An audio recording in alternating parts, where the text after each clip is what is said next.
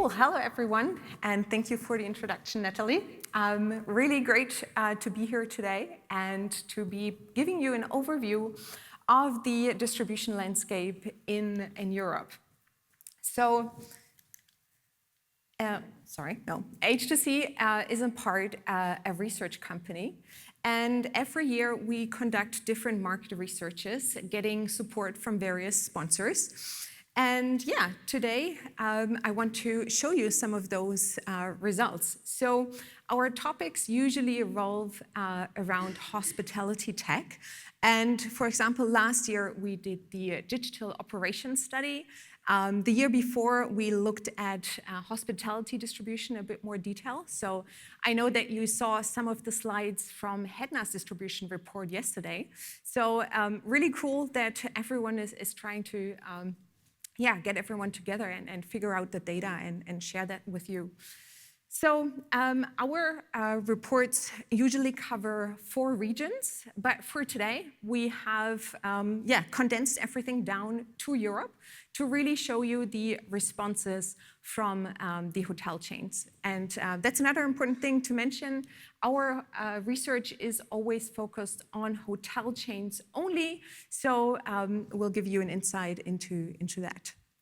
And yeah, if you're curious to know even more and also get some insights in the global data that we have, feel free to head to our website and to download the reports that we've launched over the years. And you can even go back as far as 2017, which is when we did the first study where we looked at the state of the CRS market. Yeah, so let's dive into the European distribution trends by looking at what systems are employed in the European hotel chains today. So IBEs and channel managers, as you can see, both of them are used at 100%. And yeah, clearly no surprise, everyone requires an IBE and channel manager. And in terms of the IBEs, we have the standard IBEs leading the field, but then we also have about 40% of hotel chains using a customized IBE or a mix of both of standard and customized features. And yeah, all chains use a channel manager, and that can be either integrated into the PMS or the CRS, or they could also be using a standalone channel manager. And channel managers, back in 2017, we had the results of 93% of the hotel chains using a channel manager. So now today we're at 100%, or in 2022 we were at 100%. So that's grown. But looking at the CRS, in 2017 we had about 80% of the European hotel chains using a CRS. And today we are at 71%. But if we look at only large hotel chains, and we classify that as chains with more than 100 properties, all of them use a CRS as their distribution backbone. And then last but not least, we have revenue management and CRM systems as well. And compared to 2017, they've also actually decreased in usage a bit. So what is the status when it comes to personalization and digitalization in the European hotel chains? So I would say there's definitely some room for improvement here. We asked the hotels what they would consider their ranking as their digitalization score, and that came out as 6.2 out of 10.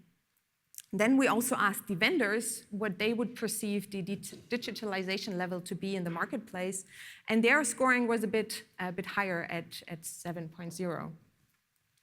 And the hotel's own assessment in terms of ranking their digitalization level with that of what they would consider the leading hotel chains and what they are doing in terms of digitalization, that reached a level or ranking of 6.2. So that is in alignment to their overall digitalization level.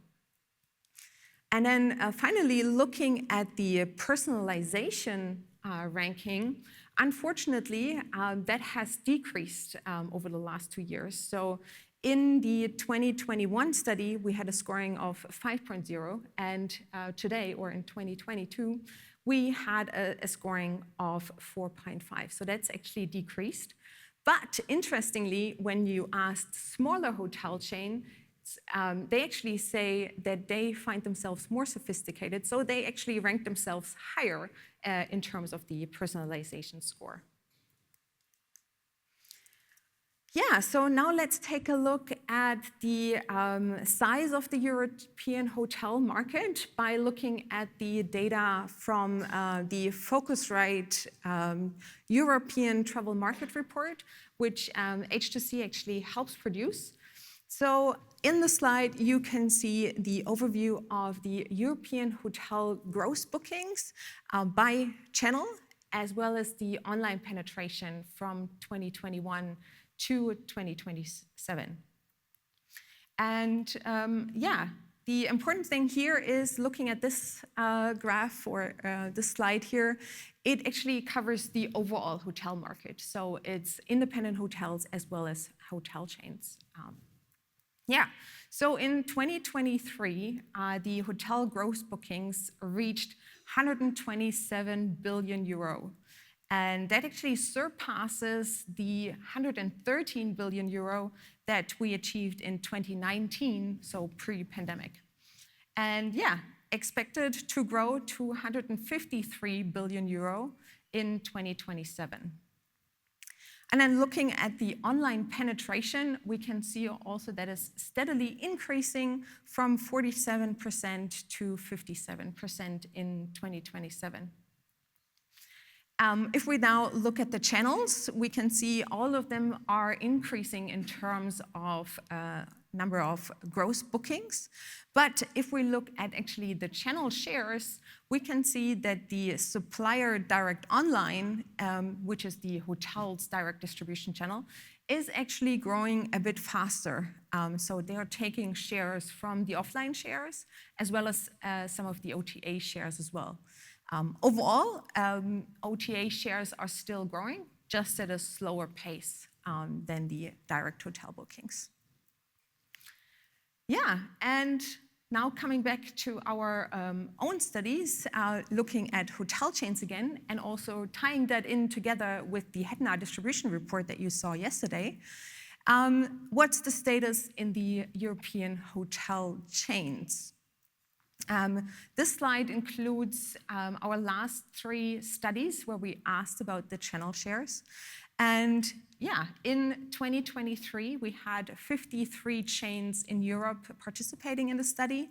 And together, they have an average of 68% online bookings. So that means we have 2/3 of the hotel bookings being generated online. Looking at the IBE shares, we had a record growth here by 9 percentage points, now achieving 34% direct IBE bookings. And really a record high number, and really underlines the fact that the hotel chains are looking at their technology and their CRM strategies to really drive that direct booking channel. Offline channels have declined steadily over the years, and we're now below the 30% line. In terms of OTA shares, they have remained steady since 2020, with a short drop in 2022 to 29%.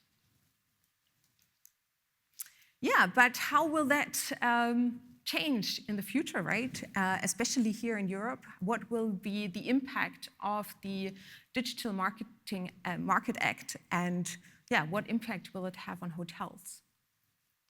So the Digital Markets Act is a recent regulation introduced by the European Union, and it aims to create a fairer digital marketplace. And they specifically target large online platforms that they term as gatekeepers. And the DMA then basically lays out rules for those gatekeepers to ensure a fair competition and consumer protection in the digital marketing space. So in the hotel industry, the gatekeepers are Google and most recently Booking.com. Google has introduced their changes that they have been required to make in early 2024. And Booking.com will need to implement their changes by the end of 2024 or early 2025. So let's talk about the possible impact or the impacts that it already has had from the changes, for example, that have taken place at Google. So first of all, increased transparency and fairer competitions. So the gatekeepers, so basically Google and Booking.com, are obligated to present hotel offers in a more transparent way. So that means they are not allowed to prioritize their own services over that of hotels or other booking providers. So, for example, for Google, this has meant that they have needed to change their search results pages in order to not promote their own services like Google Maps or Google Hotel Ads. So that has really changed the layout of the Google search results and has also led to some changes, which we'll get back to in a moment. What that will mean for Booking.com remains to be seen, what changes they will have to make.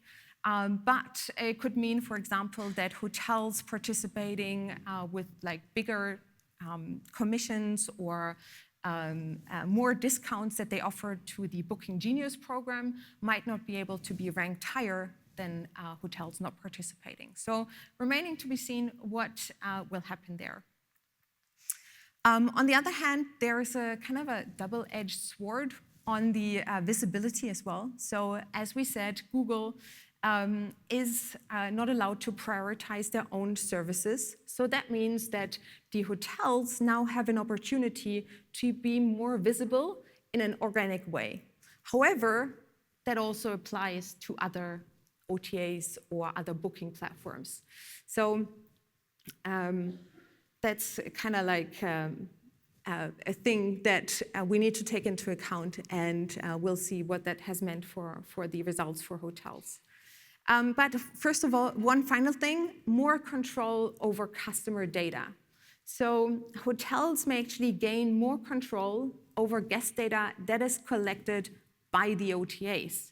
So that would help then, of course, to build better and stronger direct relationships and allow the hotels to more personalize the offers for those customers.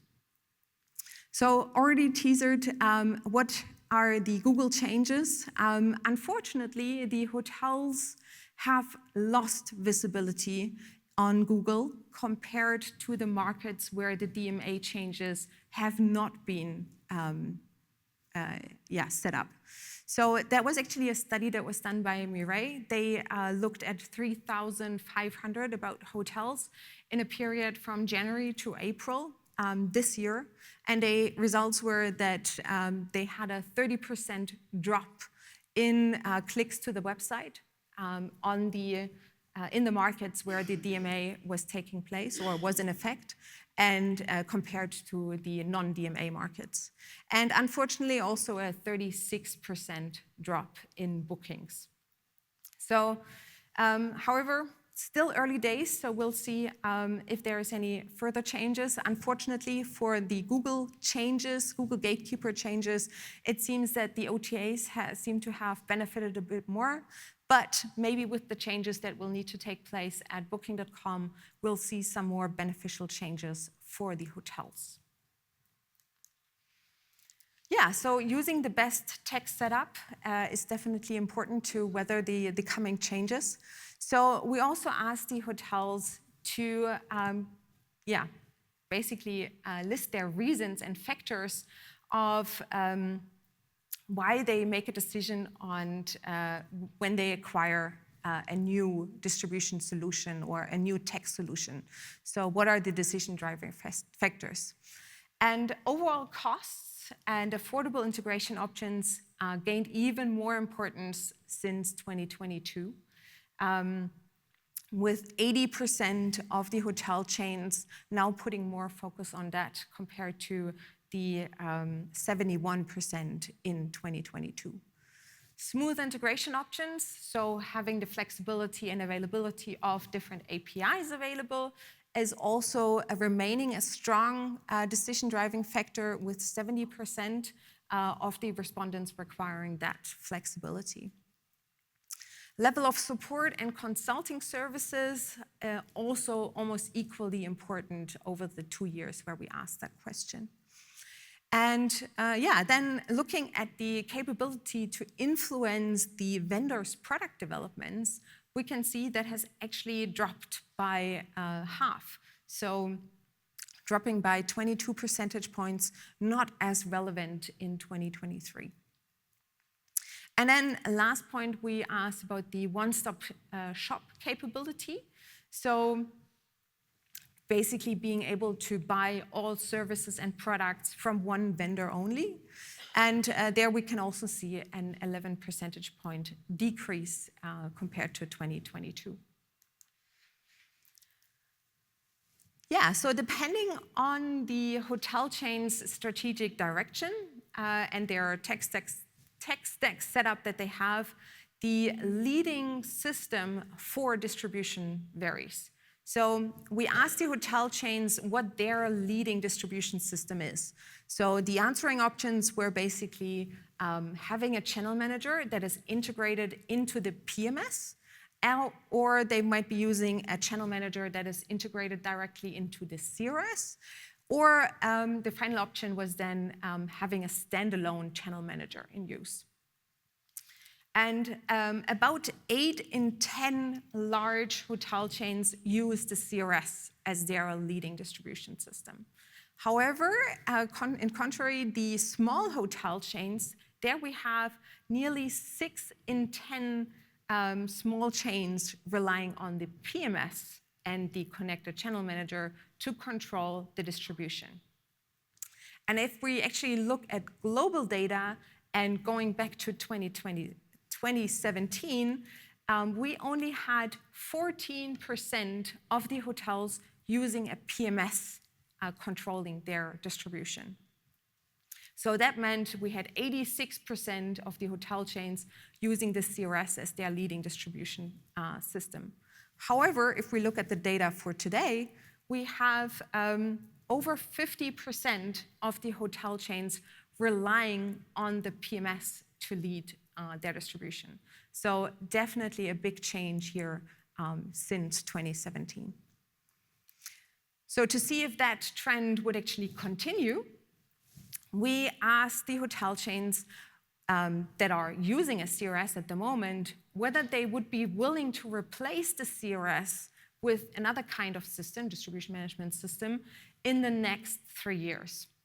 So of the 17 chains using a CRS, only 2 small hotel chains said that they would be replacing the CRS, and 1 other smaller hotel chain didn't have an opinion here.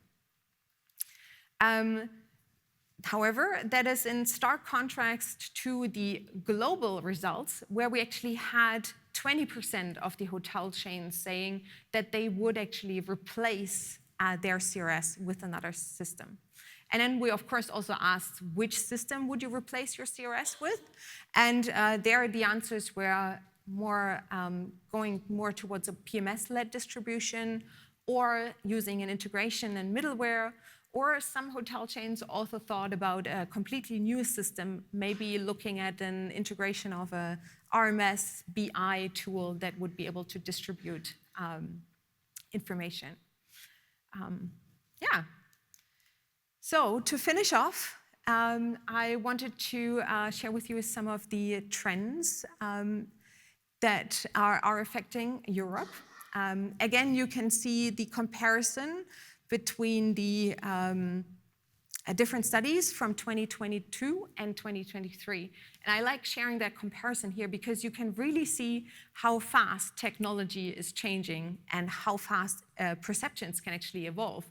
Because the 2022 survey, we actually did before the release of ChatGPT. So you can see artificial intelligence in 2022 was at 36%, and after the release of ChatGPT and all the developments that have taken place since then, in our 2023 study, we had a more than 50 percentage point increase with regards to the AI. Energy management was not part of our 2022 survey, however, already achieved the second most important trend area here for 2023.